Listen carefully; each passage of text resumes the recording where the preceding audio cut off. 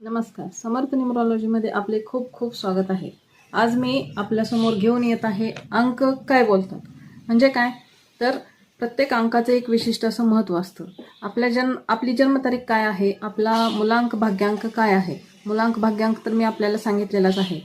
मग त्याचबरोबर आज मी तुम्हाला हे सांगणार आहे की मुलांकाचं महत्त्व किंवा भाग्यांकाचं महत्त्व काय असतं किंवा त्या मुलांकानुसार त्या व्यक्तीचा स्वभाव कसा असतो, भाग्यांकानुसार त्या व्यक्तीचा स्वभाव कसा असतो, भाग्यांक कधी कार्यान्वित होतो. म्हणजे आपल्या आयुष्यात भाग्यांकाचं म्हणजे रोजच्या आयुष्यात तर ते महत्त्व असतंच, परंतु तो भाग्यांक कधी ॲक्टिवेट होतो, मॅनिफेस्ट कधी होतो आणि मुलांक कधी मॅनिफेस्ट होतो. बघा, मुलांक हा खूप महत्त्वाचा असतो. मुलांक म्हणजे आपला जन्मांक असतो.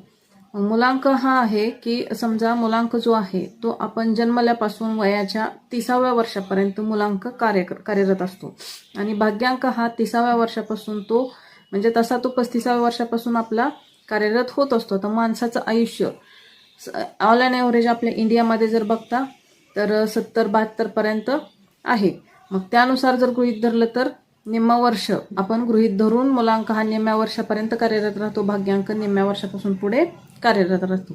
मग आता मुलांक आणि भाग्यांक यामध्ये आज आपण आपला जो कोणता नंबर असेल, मग 1 असेल, 2 असेल, 3, 4, 5, 6, 7, 8, 9 आणि 10 यापैकी जो पण कोणता असेल त्याच्याबद्दल मी आज तुम्हाला एक एक एक करून सर्व मुलांक आणि भाग्यांकाविषयी, त्या व्यक्तीचा स्वभाव कसा आहे, त्या व्यक्तीची वैशिष्ट्ये कशी असतील, त्यांच्या पॉझिटिव्ह गोष्टी कोणत्या आहेत आणि निगेटिव्ह गोष्टी कोणत्या आहेत, त्यापैकी आज मी तुम्हाला 1 नंबर या नंबरबद्दल आपल्याला माहिती सांगणार आहे. बघा, 1 नंबर हा कशाचा असतो. 1 नंबर हा सूर्याचा असतो.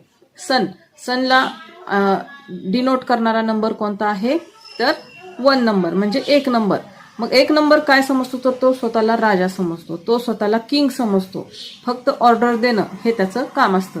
म्हणजे काय, बघा, सूर्यमंडळामध्ये सुद्धा जी आपली आकाशगंगा आहे, सर्व ग्रह ज्या मुख्य ग्रहाभोवती फिरतात, ज्या भोवती फिरतात तो कोण असतो, सूर्य. तसाच प्रत्येक आपल्या युनिव्हर्समध्ये, आपल्या जगामध्ये प्रत्येक जण, प्रत्येक व्यक्ती, प्रत्येक जो काही घटक आहे त्या व्यक्तींना आपल्या समोर आसपास फिरावं असं कोणाला वाटत असेल तर सूर्याला, आणि तो आपल्यासोबत त्यांना फिरवून घेतो. म्हणजे फक्त ऑर्डर देणं हे काम कोणाचं असतं, 1 नंबरचं. म्हणजे आय एम, फक्त मी कोण आहे हे त्याला फक्त डिनोट. जरी रिक्षावाला असेल तर तो आपल्याला बोट दाखवल्याशिवाय राहणार नाही. मग त्याच्याकडे चांगले गुण कोणते असतात तर त्यांच्याकडे एक चांगली गोष्ट असते ती म्हणजे एक चांगलं लिडरशिप करू शकतात, एक चांगली अथॉरिटी असते त्यांच्याकडे, एक पोझिशन असते. ते फार ॲग्रेसिव्हही असतात, फार आक्रमक असतात. जर समजा खेळामध्ये गेला, कबड्डीमध्ये असेल तर तो निश्चित विजयी होणार, स्पोर्टमध्ये विजयी होणार. प्रशासनामध्ये गेला तर एक चांगली लिडरशिप क्वालिटी दाखवेल. त्याचबरोबर आपलं राजकारणामध्ये गेला तर एक चांगला लीडर तो होऊ शकतो. प्राईम मिनिस्टर, PM पर्यंत ते पोहोचू शकतात. त्याचबरोबर ते एक जिज्ञासू पण असतात, इंटेलिजंट तेवढेच असतात, ते खूप हुशार पण असतात. आणि बघा, महत्वाची गोष्ट म्हणजे ते इंडिपेंडंट असतात. सूर्य कोणावरतीही डिपेंड राहत नाही, ते स्वतः काय असतात, इंडिपेंडंट असतात. त्याचबरोबर ते इन्व्हर्टही असतात, म्हणजे अंतर्मुख असतात. ते स्वतः म्हणजे काय गुण आहेत, काय दोष आहेत, ह्या सगळ्या गोष्टींचा ते विचार करत असतात. त्याचबरोबर ते इनिशिएशन घेतात. म्हणजे काय तर ते स्वतः प्रत्येक गोष्टीची सुरुवात करण्यासाठी ते स्वतः नेहमी कार्यरत असतात. त्याचबरोबर काय असतात बघा, त्यांना नवीन नवीन गोष्टी नेहमी सुचत असतात. म्हणजे काय की आपण काही लोक बघितलेले आहेत की त्यांना समोरच्या व्यक्तीला काम सांगायचं आणि मग त्या व्यक्ती करणार, मनाने कामं सुचत नाही. पण ह्या व्यक्तींचं तसं नसतं, त्यांना स्वतः इनिशिएटिव्ह घ्यायला आवडतं. त्याचबरोबर त्यांचं एक ध्येय फिक्स असतं, एक डिटरमाइंड मनाचे असतात. म्हणजे एक ठरलेलं असतं, त्यात तिथपर्यंत पोहोचण्यासाठी ते जीवाची पराकाष्ठा करत असतात. मग आता ह्याच्यामध्ये त्यांचे निगेटिव्ह पॉईंट्स कोणते आहेत, कोणत्या अशा गोष्टी आहेत की त्यामुळे त्यांना त्या यशाच्या उच्च शिखरापर्यंत पोहोचता येत नाही. ते स्टबर्न असतात बघा. म्हणजे काय तर आपली एखादी गोष्ट आहे आणि आपल्याला तो मुद्दा पटलेला आहे, परंतु ती गोष्ट समोरच्यासाठी योग्य नाहीये, मग हा मुद्दा ते सोडायला तयार नसतात. त्याचबरोबर ते काय असतात, सेल्फिश फार असतात. म्हणजे काय की प्रत्येक गोष्ट आपल्यानुसार व्हावी आणि आपल्यालाच असावी, हा एक महत्वाचा त्यांच्याकडे गुण असतो, जो की चांगला नसतो. अजून त्यांचं महत्वाचं दुसरी गोष्ट काय, डॉमिनेटिंग असतात. म्हणजे आपली तत्वे, आपले विचार, आपले सर्वांवरती अंमलबजावणी करणे, त्याला म्हणायचं डॉमिनेटिंग. ह्या गोष्टी त्या व्यक्तींमध्ये असतात. त्याचबरोबर इगोइस्टिक सुद्धा त्या असतात. त्याचबरोबर आता मी काय तुम्हाला सांगणार आहे, त्यांचं हेल्थ कसं असतं बघा. आज मी तुम्हाला सर्व सांगणार आहे. ते मूलांक 1 आणि भाग्यांक 1 असणाऱ्या व्यक्ती कशा असतात. ह्या दोन्ही व्यक्तींची जरी 1 मूलांक आहे आणि भाग्यांक दुसरा असेल तर त्या दोन्ही गोष्टी, दोघांचे गुण घेऊन त्या सोबत येत असतात. मग आता दुसऱ्या गोष्ट कोणती आहे, हेल्थ. त्या व्यक्तीचं हेल्थ कसं असू शकतं बघा. तर त्या व्यक्तीला स्टमकशी रिलेटेड म्हणजे पोटाशी रिलेटेड काहीतरी प्रॉब्लेम्स असू शकतात. मग ते पोटदुखी असू शकते किंवा पोटाचे काहीही इश्यू असू शकतात. म्हणजे इम्पॅक्ट त्याचा पडतो तो पोटावरती पडतो. बॅकमध्ये म्हणजे आपल्या पाठीमध्ये आणि चेस्टमध्ये सुद्धा काही प्रॉब्लेम येऊ शकतात.